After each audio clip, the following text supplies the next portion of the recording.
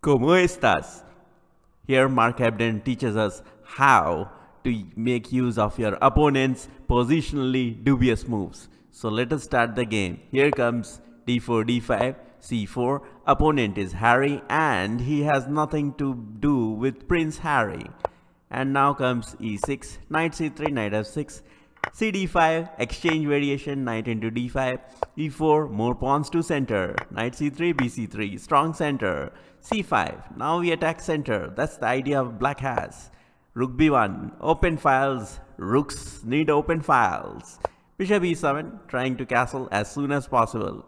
Knight f3, castles. h4, I attack your king. And here comes b6. Always improve the position of the bishop on c8. And here comes h5. I want to push h6. Yeah. And here comes h6. Black says, you want to push h6? Nah, I won't allow it. Bishop e3. All pieces to the center. Basic principles. Knight d7. Developing. Bishop d3. Protect your center pawns. Now we have a great center. bb7, now comes queen d2, dubious move. This releases the tension. Better would have been knight f6 and then bishop h6. But the dubious move was played, c4, very dubious. Now comes bishop c2. Now we see there is no attack on the center pawns. So black tries something to block up the bishop on c2 with f5. Here ef5. Best move would have been ef5, keeping that bishop on c2 blocked up. But that was not played. What black went for is he became very afraid and captured with the rook. He thought after the sacrifice of the exchange, he will be able to survive. Okay, no problems. Here comes bishop h6, g6, open up the king side. Also, you see the problem of ef5 would have given a pawn on f5. But here the problem is the e6 pawn is isolated backward and 1,000 other disadvantages. Here comes queen into h6. Here best move was rook f7, protecting the exchange and trying to get in some defenses with bishop f8. Get this bishop back. But this was not done. What to do? He is playing dubious. So the next dubious move was played. This is knight f8. And here white finally decides to go for the attack with rook h3. Black still decides, okay, the exchange is still there, capture it. And now white finally decides to capture the exchange.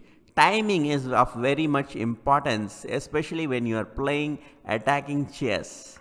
Timing. So ef5, rook into f3. And now as you can see, the black king is open. And now we have all our attackers. So here Harry, who has nothing to do with Prince Harry, plays bishop h4, trying to get in some attack. White plays king f1, now get in all pieces for attack. Very important theme. Get in all pieces for the last attack. So queen c7, here comes rook e1, all pieces ready to attack. Queen h7, trying to get in some exchanges so the black king will be safe. No, our queen is more important.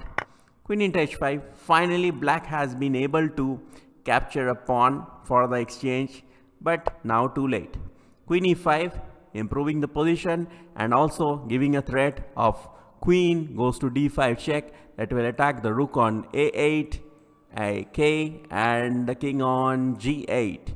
Okay, the mouse is not working. At least it should start working a year later. Anyway, here came rook d8. This is the idea that white had when he played queen e5. He wanted to force the rook to d8 so that he could have this winning position. Now comes a subtle move. Rook into f5, queen h6. That was violent, wasn't very much subtle. Now comes the subtle move. Okay, g3, attacking the bishop. As you can see, the whole board is blocked out because of that rook d8 move. White had forced black to play rook d8 and now that bishop is trapped. Now bishop f6, rook takes f6, and here black in a lost position and under heavy attack decided to resign. If you like the channel, kindly click like and kick the subscribe button.